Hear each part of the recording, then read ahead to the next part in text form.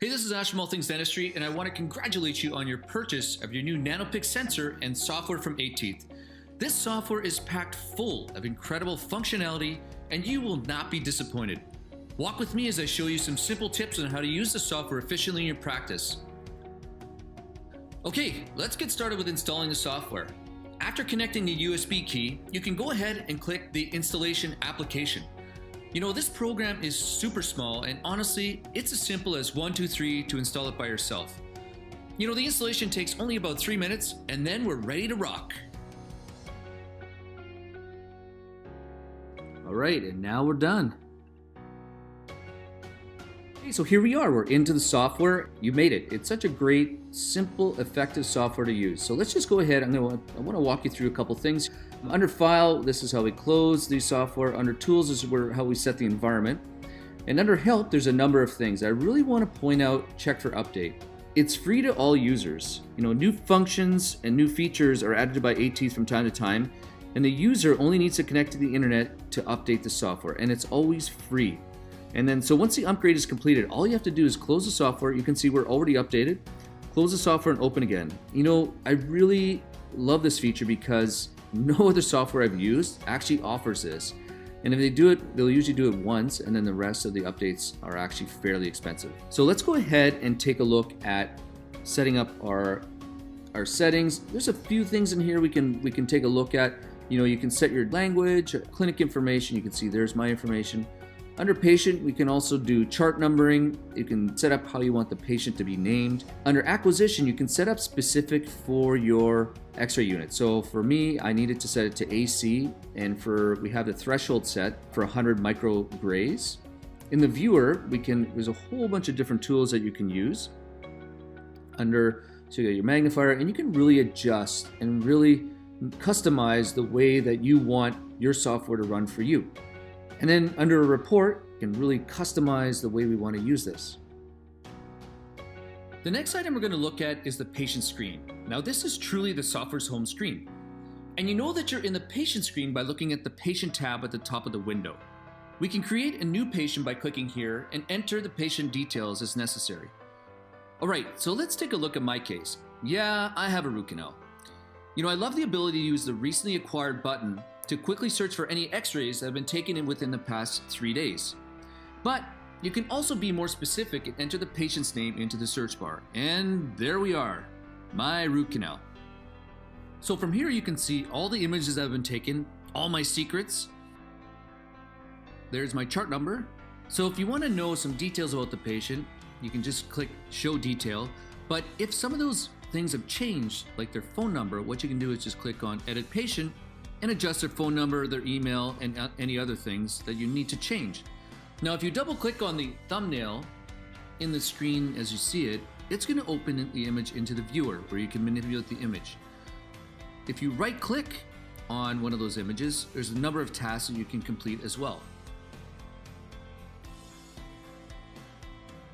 Well, let's get into the acquisition screen. So right up front, there's a large image preview where we see our image as it's captured. And on the panel to the right is used to display thumbnails of recent images. Now, we can either use our intraoral sensor or import previous radiographs. We can set up our teeth to be an adult or child. As you can see here, it changes it. And then we can image process using different filters such as endo, perio, restorative. There's a bunch of other buttons. We'll talk about those when we get to the viewer section. Now, we're going to take a radiograph on me, tooth number 26. And you know, the beauty of this program is that it's always ready for an exposure. So you can see here it's waiting and ready. But if you see the blue, it means that your sensor is disconnected and you need to reconnect it. Let's connect up our sensor and take an x-ray on a patient. That'll be me. The software lets you know if you've under or overexposed the sensor by providing you a color code value in the center of the preview screen. And of course, I cone cut the palatal root, so I had to take another one. And the average value is indicating green, so that means that we have the correct setting for the sensor. And all images captured are automatically saved to the database, so you don't have to worry about losing an image.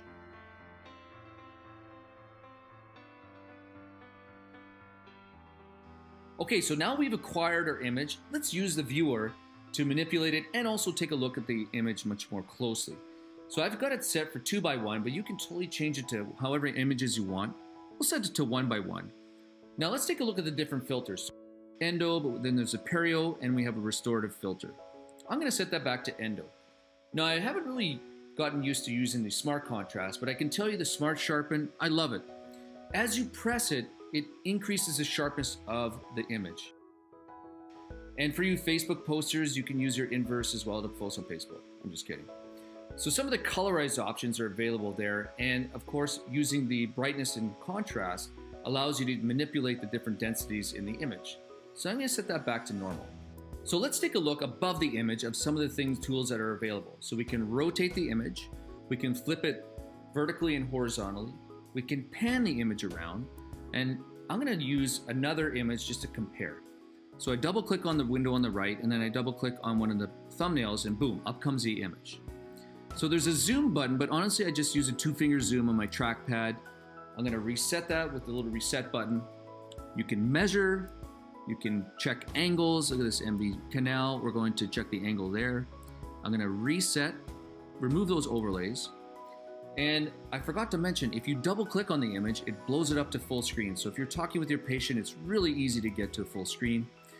I'm going to use this drawing pencil just to trace out the PDL on this healthy root. Now this root canal is about 5 years old. So yes, they do work. And if you want to remove that drawing, you just click clear overlays. You can place a rectangle, ellipse, drawing.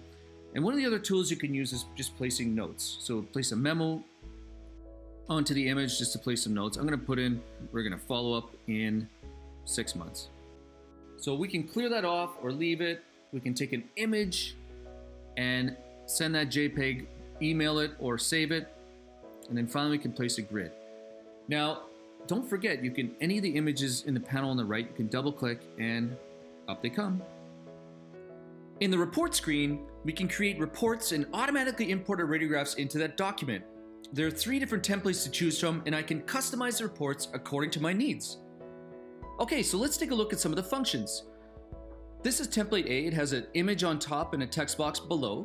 And then template B has 2 images and a text box below. And then template C has 2 text boxes up top and an image below. I really like using template B. So it's really simple to use. I'm going to click on the box where the image is. I'm going to double click on the radiograph I want to put in there, and that's it. I'm going to cut and paste some text that I've already typed up, and voila, my report is done. So from here, I can save the report so I can access it down the road. I can also add a page to it. I can delete a page, and I can add an image box and a text box and customize the report to the way I need it. Let's load up another report that I've modified, and here you can see I have 3 image boxes, and it was really simple to do this. And that's how simple it is to use the report screen. I hope you found this tutorial helpful, and good luck.